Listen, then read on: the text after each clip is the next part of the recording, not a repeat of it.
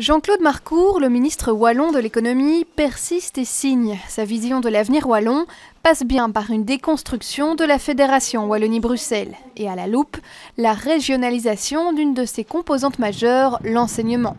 Au Parlement bruxellois aujourd'hui, on grinçait des dents. Monsieur Marcourt en rajoute une couche alors qu'il est quand même ministre de la Fédération Wallonie-Bruxelles.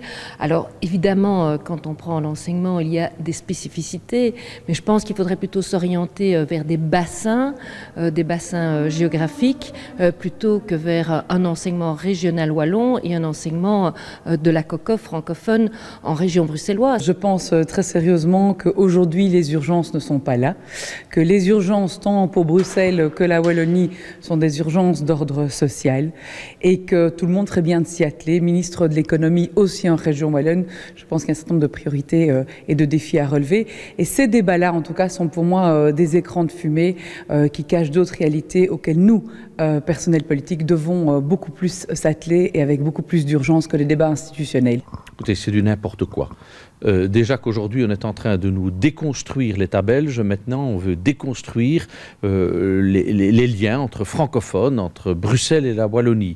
Nous n'avons qu'une seule université, nous n'avons qu'une seule radio-télévision, nous n'avons qu'une seule politique culturelle, et voilà que les socialistes veulent une fois de plus déconstruire, jouer au Lego destructeur institutionnel. Ça n'est pas sérieux. On est en période de crise, occupons-nous enfin des choses essentielles. Actuellement en charge de l'enseignement à la COCOF, Christos Doulkeridis a aussi un peu du mal à avaler la pilule. Je ne sais pas ce qu'il a ces derniers temps, M. Marcourt. C'est-à-dire qu'on vient de passer plus de 500 jours dans des discussions institutionnelles qui ont plongé le pays vers le bas. Et il pense vraiment que le bon moment pour relancer des discussions institutionnelles est maintenant. Je crois qu'il se trompe totalement sur cet enjeu-là. Du côté du PS bruxellois, pas de commentaires, du moins devant la caméra. Car sur Twitter, Philippe Moureau laisse transparaître le malaise. On peut y lire « Jean-Claude fait chauffer la plaque Wallonie-Bruxelles, il est temps de se parler en toute franchise ». Avant l'ouverture à un compromis, on peut imaginer pour l'enseignement un rôle de la Wallonie de la COCOF comme pouvoir organisateur en maintenant un tronc commun.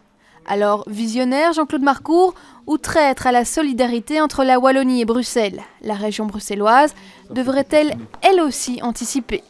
On doit tous s'améliorer, améliorer nos politiques. C'est une urgence compte tenu de la situation économique dans laquelle on est et on doit faire moins de discours et beaucoup plus d'actions. Chacun dans son domaine. Si déjà on se concentrer là-dessus, je pense que les choses iraient nettement mieux que d'entretenir ces illusions où on pense que de refaire des grandes discussions institutionnelles va améliorer le quotidien des gens ou que de se replier sur soi va aussi améliorer la situation des gens. Au sud du pays, un groupe de réflexion sur l'avenir wallon est déjà prévu. Les souhaits wallons et bruxellois en matière d'enseignement sont-ils si différents comme le laisse supposer Jean-Claude Marcourt? En tout cas, il est loin, très loin, de faire l'unanimité.